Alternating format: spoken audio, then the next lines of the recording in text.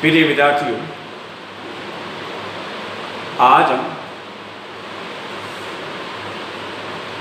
20वीं भाग प्रथम वर्ष सामान्य हिंदी में पद्य भाग में जो तुलसीदास अध्याय अपने पाठ्यक्रम योजना में रखा गया है, उस अध्याय के अंतर्गत तुलसी काव्य की समीक्षा, तुलसी काव्य का विश्लेषण देखेंगे। जैसा कि हमने पूर्व में भी विश्लेषण के कुछ बिंदुओं पर चर्चा की और उन्हीं बिंदुओं को आगे बढ़ाते हुए आज जो हम जिन बिंदुओं पर चर्चा करेंगे, जो शेष रह चुके हैं, उनमें तुलसी काव्य की शैली, तुलसी काव्य में अलंकारों का प्रयोग, तुलसी काव्य में छंदों का प्रयोग, तुलसी काव्य की भाषा, इन बिंदुओं पर हम चर्चा करेंगे। तुलसीदास का जो काव्य क्षेत्र है वह बहुत व्यापक है। तुलसीदास ने अपने काव्य में मर्यादा पुरुषोत्तम राम के आदर्श व्यक्तित्व को लेकर के उत्तरी भारत के जीवन को राममय बना दिया। वे लोक धर्म और लोक रक्षक के रूप में मर्यादा पुरुषोत्तम राम के व्यक्तित्व को चित्रित करते हैं। साथ ही तुलसीदास ने इस बात का पूर्ण ध्यान रखा कि मर्यादा पुरुषोत्तम राम के व्यक्तित्व के माध्यम से उस युग के सामाजिक जीवन, उस युग का जो जनजीवन है, वे सारे के सारे एक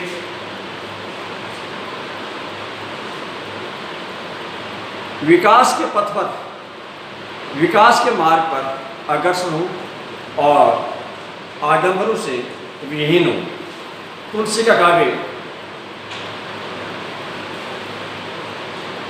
संस्कृति, धर्म एवं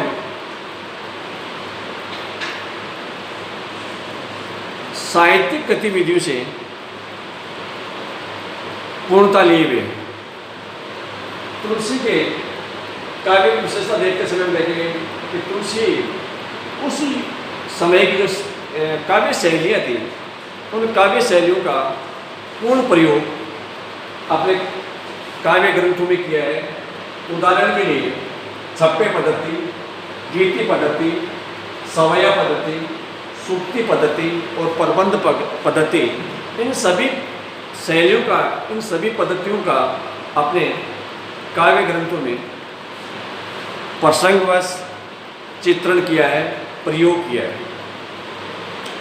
अगला बिंदु जो अध्ययन का है, तुलसी काव्य में अलंकारों का प्रयोग।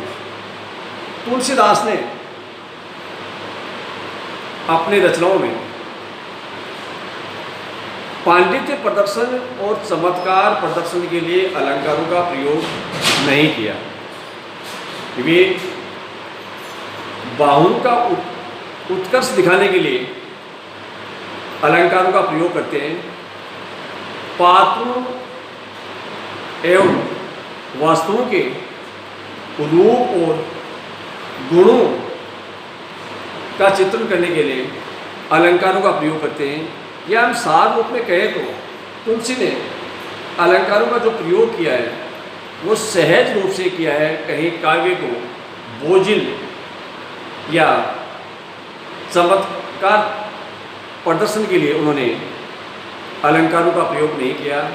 तुलसी के काव्य में अधिकांश से काव्य शास्त्र के अलंकारों का प्रयोग हुआ है, लेकिन मुख्यतः उपमा, उत्प्रेक्षा, रूपक, सलेश, उदाहरण, दृष्टांत, संदेह एवं भ्रांतिमान अलंकारों का प्रयोग तुलसी की काव्य कृति में देखने को मिलता है। छंद तुलसीदास ने दोहा और चौपाई छंद का प्रमुखता के साथ प्रयोग किया। साथ ही सवैया, सोरठा, छप्पे इन छंदों का प्रयोग भी तुलसी काव्य में अनेक स्थलों पर अनेक प्रसंगों में हुआ है। भाषा की जब हम बात करें तो तुलसीदास की भाषा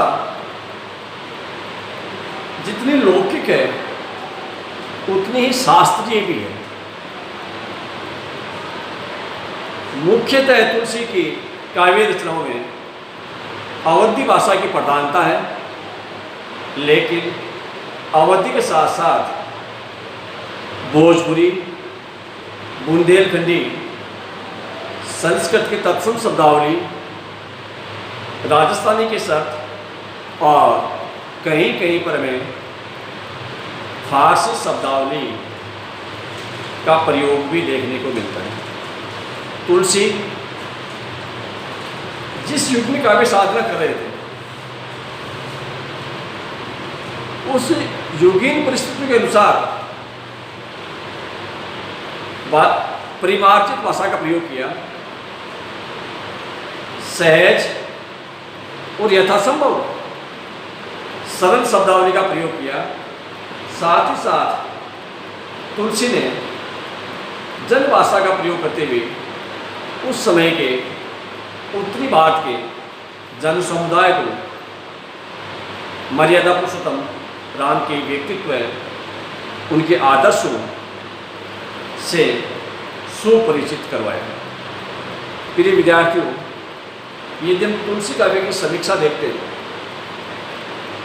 तो तुलसीदास का जो भाव पक्ष जितना मजबूत है उतना ही कला पक्ष भी मजबूत है। हिंदी के अनेक समीक्षकों ने, अनेक आलोचकों ने, अनेक आचार्यों ने तुलसी काव्य को उत्कृष्ट माना है और ऐसी स्थिति में आचार्य रामचंद्र शुक्ल ने कहा कि गोस्वामी जी का प्रादुर्भाव हिंदी काव्य क्षेत्र में एक चमत्कार समझना चाहिए। हिंदी काव्य की पूर्ण शक्ति का प्रसार इनकी रचनाओं में हुआ है। चाहे हम डॉक्टर माता प्रसाद गुप्त, डॉक्टर विजेंद्र स्नातक और आचार्य आचार्य प्रसाद द्विवेदी ने भी तुलसी काव्य की महत्ता को स्पष्ट किया है और उनकी उत्कृष्टता को प्रतिपादित किया है। यदि हम उदाहरण के रूप में मैं डॉक्टर विजेंद्र स्नातक के शब्दों में तुलसी हिंदी कविता कानन का सबसे बड़ा वृक्ष है, उस वृक्ष की शाखा प्रशाखाओं के काव्य कौशल की चारुता और रमणीयता चारों ओर बिखरी पड़ी है। डॉक्टर विजेंद्र स्नातक के साथ साथ डॉक्टर आचार्य प्रसाद द्विवेदी भी तुलसी काव्य की समीक्षा करते हुए कहते हैं कि तुलसीदास के काव्य में उनका निरीह भक्त रूप सामने आया है, लेकिन वे एक लोक नायक, कवि, समाज सुधारक और भविष्य स्रष्टा भी थे। सार रूप में तुलसीदास ने जब काव्य साधना कर रहे थे, राजनीतिक दृष्टि से वह कालखंड मुगल शासकों का कालखंड था और उस समय की हिंदू जनता, उस समय का हिंदू समाज अनेक प्रकार की विकृतियों, रूढ़ियों या कमजोरियों से ग्रस्त था। ऐसे समाज को दिशा देने के लिए, ऐसे समाज का पथ प्रदर्शन करने के लिए, ऐसे समाज को एक नई राह देने के लिए तुलसीदास ने जिस समय रामचरितमानस की रचना की, रामचरितमानस के माध्यम से मर्यादा पुरुषोत्तम राम के आदर्शवादी व्यक्तित्व को केंद्र में रख करके और संपूर्ण उत्तरी भारत की जनता का मार्ग प्रशस्त किया।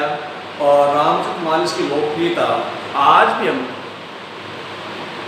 इन संदर्भों में देखते हैं कि भले ही भारत की निरक्षर जनता या साक्षर जन समुदाय इतने लंबी अवधि या कालखंड बीत जाने के बाद भी उनकी चौपाइयों का प्रातः और संध्या गुणगान करती है, वंदन करती है। इस रूप में तुलसीदास के काव्य की लोकप्रियता, प्रासंगिकता आज भी सिद्ध होती है, आज भी सार्थक प्रतीत होते हैं। धन्यवाद।